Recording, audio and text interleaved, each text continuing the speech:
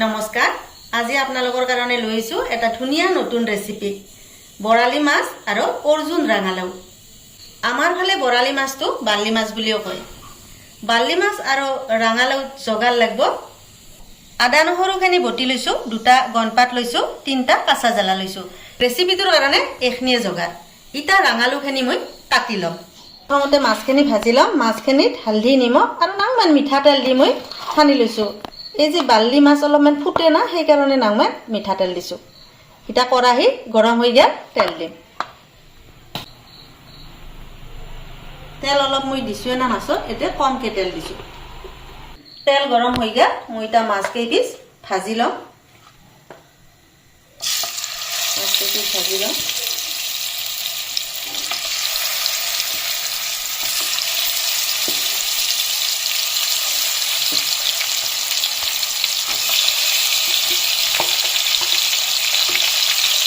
মাছটো দি দিলো এটা পিঠি হোৱাৰ পিছত উল্টে দি এটা পিঠি হৈ গেল আমি এটা মাছখিনি উল্টে দি চাকটো এটা পিঠি ধুনীয়াকৈ হৈ দিছো তো হালধি আৰু নিমখ দিলি বাল্লি মাছত অলপ মিঠাতেল দিলি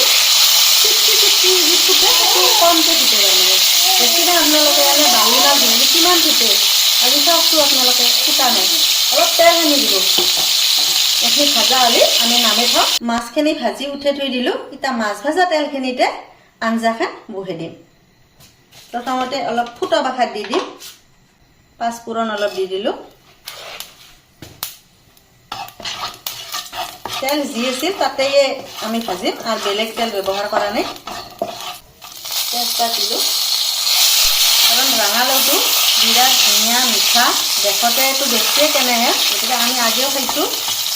সেই কাৰণে পিয়াজ বা আলু ব্যৱহাৰ কৰা নাই নহৰু দিম অলপ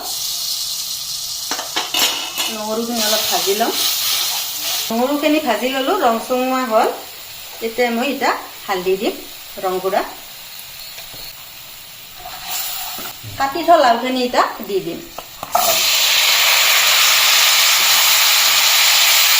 লাউটোৰ কালাৰ বেছি নাই কালাৰ যেনেহেন এৰে সোৱাদো সেনেহেন নামে লাউটোৰ অৰ্জুন লাও বুলি কয় আপোনালোকে জানেগে ৰাঙালাওটো নিজৰে সোৱাদ আছে এতে দিবা লগা বিশেষ একো নাইয়ে নিমখটো সোৱাদ অনুসৰি দিব আপোনালোকে যিমান আঞ্জা বানয় সিমান নিমখ দিব কিছু টাইম লাউখিনি ভাজি থাকিম এনেকৈ কিছু টাইম ভাজলো কিছু টাইম ভাজাৰ পাছত কি ধুনীয়াকৈ গলি গেছি চাওকচোন বটি থোৱা আদাখিনি দি দিলো অলপ লাৰি দিম আদাখিনি দি কিছু টাইম লাৰি দিলো ইটা এতে গৰম পানী দিম গৰম পানী দি মাছখিনি দি দিম এটা গৰম পানী দি দিম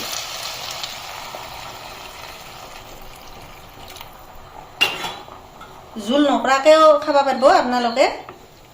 আমি অলপ জোল কৰছো কাৰণ থপ থৈপাকে মাছেদি ৰান্ধি খাইও ভাল লাগে আমি অলপ জোল খাম কাৰণে অলপ জোল কৰা গৈছে এটা ভাজি থোৱা মাছ কেইপিস দি দিম